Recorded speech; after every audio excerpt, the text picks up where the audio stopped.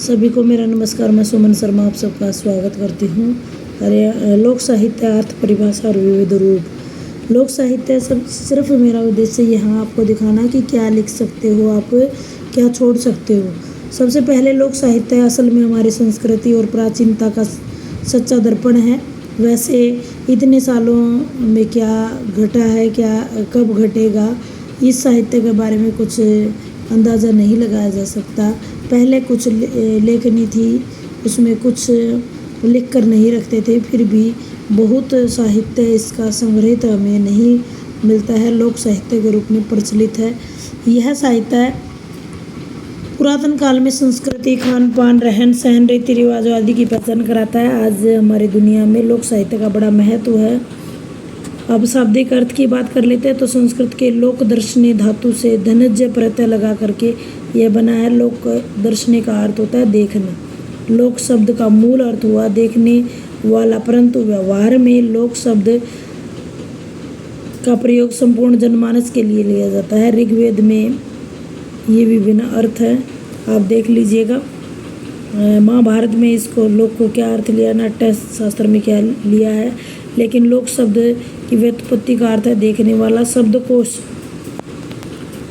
का अर्थ में यह बोधक, संसार, प्रदेश, क्षेत्र, जन, लोक, समाज, प्राणी इत्यादि के लिए लिया गया।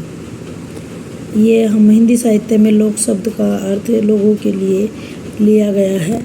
अब देख लेते हैं इसकी, ये सारी बातें इसी से रिलेटेड है। लोक परिभाषाएं हैं तो हजारी प्रसाद द्विवेदी की है। जो चीज़ें लोक चित्र में सीधे उत्पन्न होकर सर्वसाधारण को आंदोलित, चलित और प्रभावित करती हैं, वे लोक साहित्य हैं। लोक शिल्प, लोक नाट्य, लोक कथा के नाम से पुकारे जाते हैं।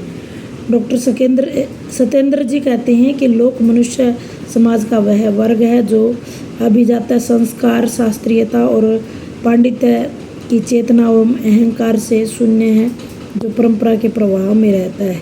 रविंद्र भरमर के अनुसार लोक साहित्य लोकमानस को सहज स्वाभाविक अभिव्यक्ति है जो बहुधा अलिखित ही रहता है। मौखिक परंपरा द्वारा एक पीढ़ी से दूसरी पीढ़ी तक हस्तांतरित या आगे बढ़ता हो। इसके रचयिता का नाम जिसका पता ना हो, अज्ञात हो, वह लोक साहित्य है। विशेषताएं कर लेते हैं। विशेषताएं बहुत बार इसको आप पॉइंटों में डाल सकते हैं कि लोक साहित्य अज्ञात होता है, लोक साहित्य में जन भाषा का प्रयोग होता है, आम भाषा का प्रयोग होता है, लोक संस्कृति की झलकी मिलती है, शास्त्रीय सिद्धांतों और छंदों से मुक्त होता है, अकृत्रिम आडंबर रहित होता है, आदिम सभ्यता का चित्रण होता है, उन्हीं की भावनाओं की अभिव्यक्ति होती है, उन्हीं के रीति रिवाज गीतों के द्वारा अभिव्यक्ति मिलती है। लोक साहित्य में लोक जीवन, लोक संस्कृति, रूढ़ि और परंपराओं, प्रथाओं, विश्वासों, अंधविश्वासों, व्रतों, त्योहारों, पर्वों, उत्सवों की प्रधानता होती है। और वहीं लोक साहित्य स्वच्छंद विधान होता है, कोई नियम नहीं होते। इसके क्षेत्र में बहुत सारी विधाएं आती हैं। जन्म से मृत्यु तक स्वरूप की बात कर ले तो बहुत ही व्यापक इसका है। जन्म से मृत्यु तक यह चलता रहता है। स्त्री, पुरुष, बच्चे, जवान, बूढ़े सभी इसके संपत्ति है।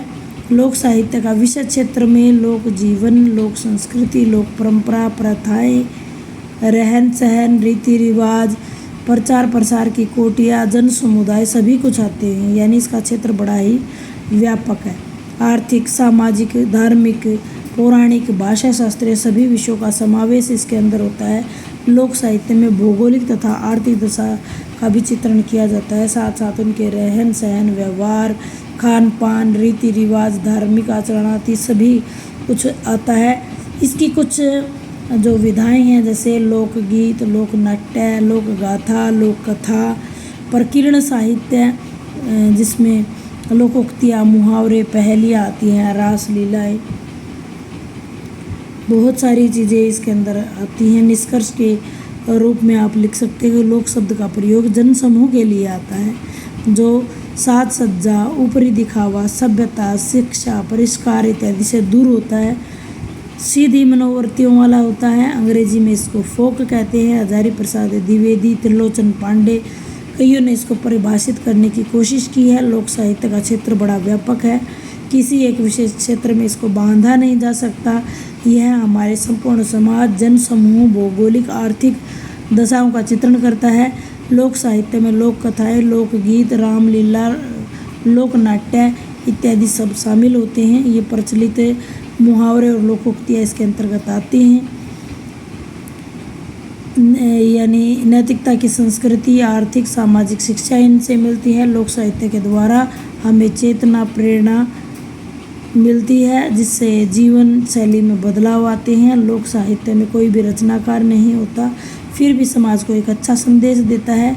लोक साहित्य का अध्ययन करना, उसको संग्रहित करना, आगे की पीढ़ियों को उज्जवल बनाना, बहुत ही उन्हें सुनाना अत्यंत आवश्यक है। धन्यवाद।